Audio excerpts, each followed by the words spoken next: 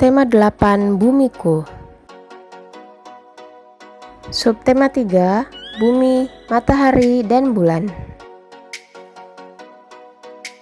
Pada pembelajaran keempat kali ini, kita akan mempelajari materi-materi yang berkaitan dengan muatan pelajaran Bahasa Indonesia, IPA, SBDP, dan PPKN. Adapun tujuan pembelajaran kita pada hari ini yaitu dengan menggarisbawahi kata kunci dan memahami informasi penting, siswa mampu membuat kesimpulan akan suatu bacaan. Dengan menuliskan tanggal, bulan, dan tahun lahir, siswa mampu mengidentifikasi penggunaan kalender Masehi dalam kehidupan. Dengan menuliskan kembali informasi dalam bentuk visual, siswa mampu menjelaskan hal yang diketahuinya tentang kalender Masehi dan kalender Hijriyah. Dengan membuat reklame yang digunakan untuk mempromosikan hasil pekerjaannya, siswa berlatih menentukan pilihan dalam mengerjakan sesuatu. Dengan merencanakan sebuah kegiatan dalam kelompok, siswa belajar memahami hak dan kewajiban dari setiap anggota dan mengimplementasikannya dalam kehidupan sehari-hari. Masih ingatkah kalian tentang materi sebelumnya? Dari informasi tentang keadaan alam dan hasil utama dari negara Laos dan Filipina, maka diperoleh persamaan bahwa masyarakat Laos dan Filipina sebagian besar penduduknya berprofesi sebagai petani. Komoditas utama pertaniannya adalah padi dan jagung, serta daerahnya terdiri dari pegunungan. Sedangkan perbedaan dari kedua negara tersebut diantaranya yaitu Laos merupakan negara Asia Tenggara yang tidak berbatasan langsung dengan laut, sedangkan Filipina merupakan daerah kepulauan yang memiliki banyak laut. Kemudian, setelah mencari informasi tambahan tentang kondisi geografis negara Laos dan Filipina beserta kehidupan perekonomian dan hasil utama di kedua negara tersebut, maka diperoleh informasi bahwa wilayah negara Laos dilalui oleh sungai utama yaitu Sungai Mekong yang merupakan daerah subur.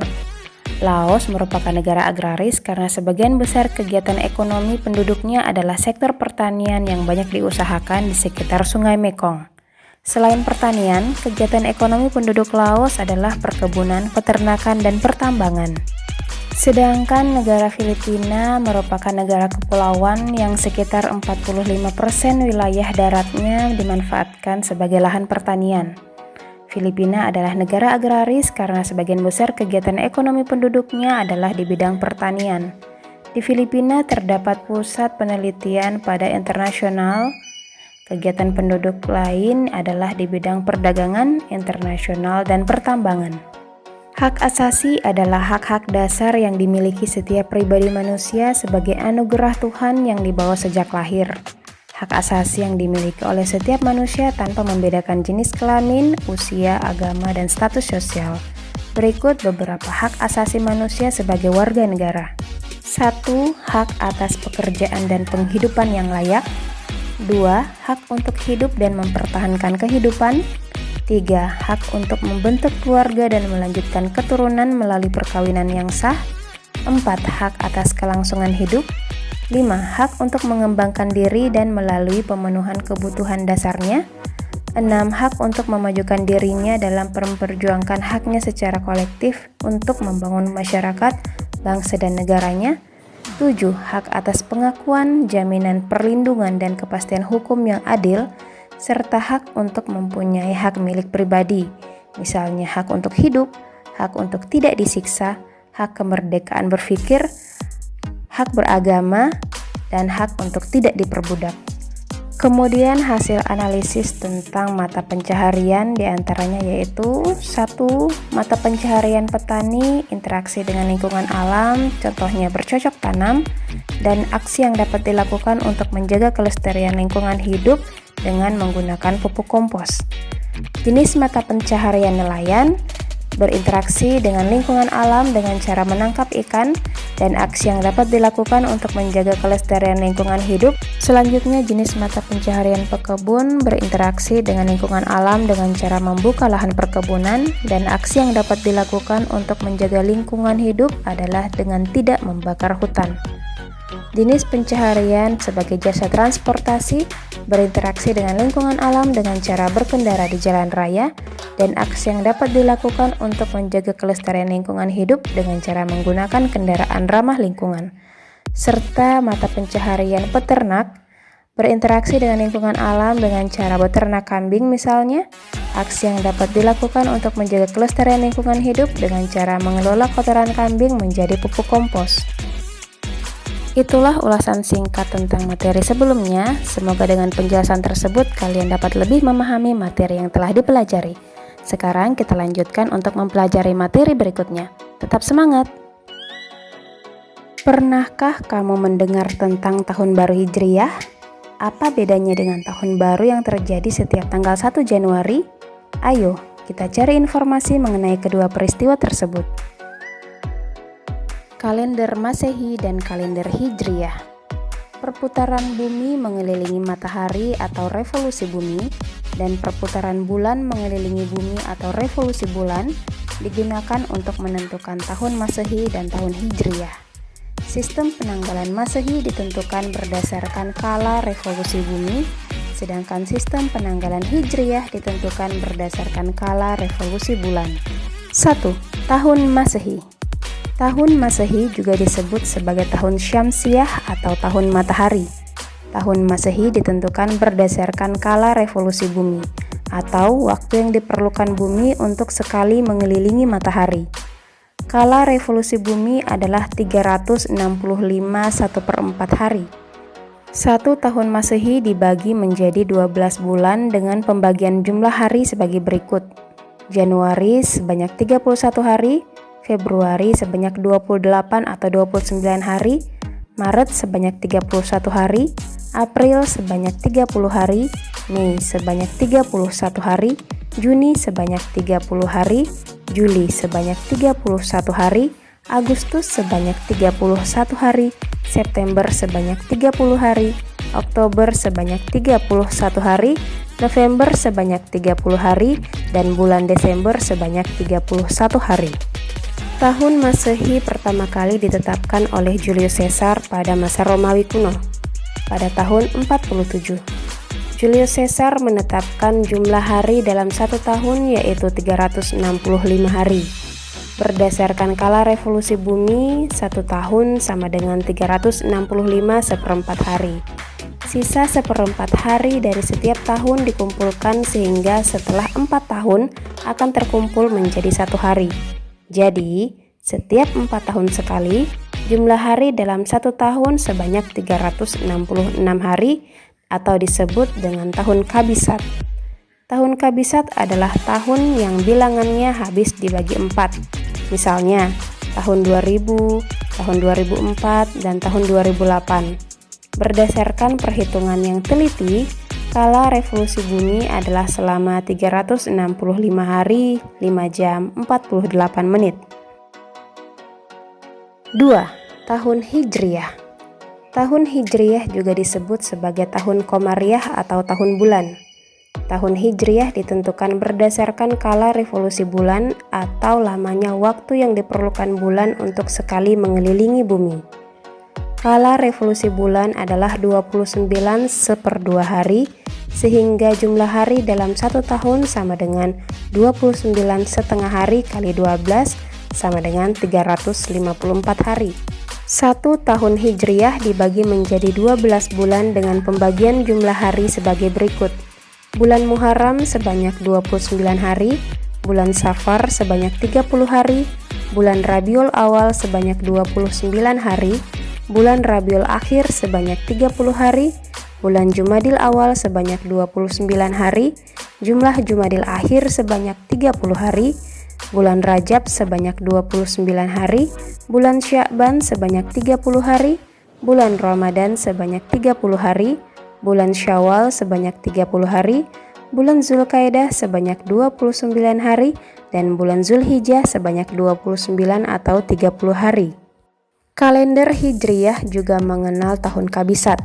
Jumlah hari dalam tahun Kabisat Hijriyah satu hari lebih lama dibandingkan tahun Hijriyah biasa, yaitu 355 hari.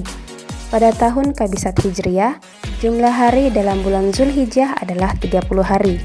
Berdasarkan hal tersebut, hari-hari besar Islam setiap tahun bergeser lebih awal 11 hari pada tahun Hijriah biasa dan bergeser 12 hari pada tahun Kabisat. Banyak sekali informasi yang kita dapatkan dari bacaan tersebut. Bersama dengan temanmu, identifikasilah 5 informasi penting dari bacaan dan tuliskan informasi tersebut dalam format yang telah disediakan berikut ini.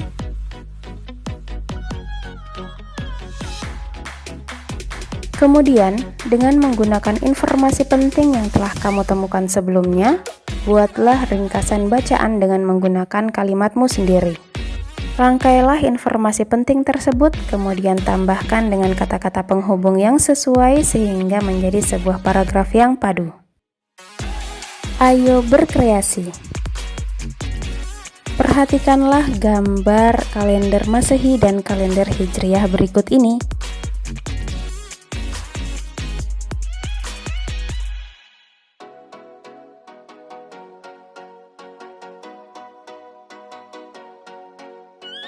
Anggaplah kamu yang telah membuat kedua gambar kalender tersebut, dan hasil karya tersebut akan diikut lombakan. Tugasmu adalah membuat reklame untuk mengiklankan hasil karyamu tersebut agar dapat dipilih oleh para siswa yang lain. Pilihlah salah satu jenis reklame yang menurutmu paling tepat untuk mengiklankan hasil karyamu tersebut. Pastikan reklame yang kamu buat berisi informasi yang menarik dan mudah dipahami. Gunakan kalimat yang jelas serta warna dan gambar yang menarik. Kamu dapat menggunakan kertas HVS atau kertas gambar untuk membuat reklamemu. Ayo membaca. Teman-teman, masih ingatkah kalian tentang hak dan kewajiban? Ayo, kita belajar lagi tentang hak dan kewajiban.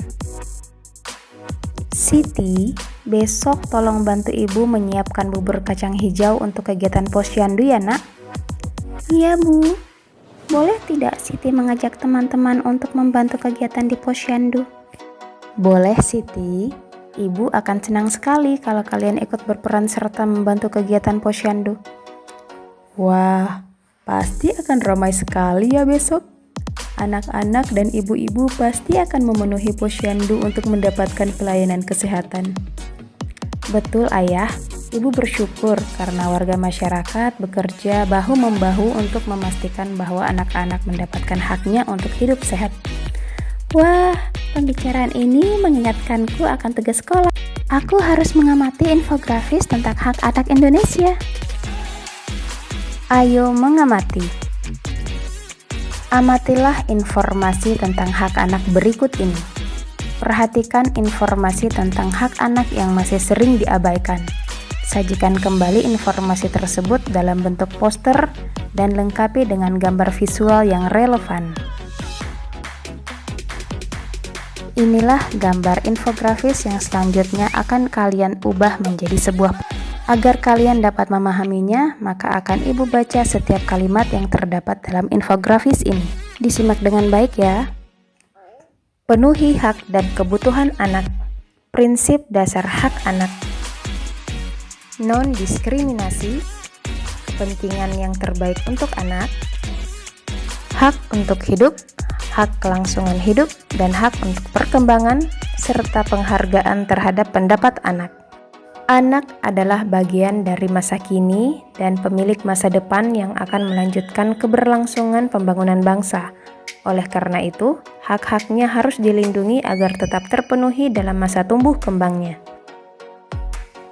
Hak anak yang masih sering diabaikan, diantaranya hak untuk mendapatkan makanan, hak untuk mendapatkan kesehatan, hak untuk mendapatkan pendidikan, hak untuk mendapatkan waktu bermain, hak untuk mendapatkan rekreasi, hak untuk mendapatkan perlindungan, hak untuk mendapatkan kesamaan, hak untuk mendapatkan nama dan identitas, serta hak untuk menyatakan dan didengar pendapatnya. Anak memiliki 31 hak yang harus dilindungi oleh orang dewasa sesuai dengan Undang-Undang Perlindungan Anak Nomor 23 Tahun 2002. Ayo renungkan. Ketika nanti kamu telah dewasa, apakah yang akan kamu lakukan untuk masyarakat sekitarmu?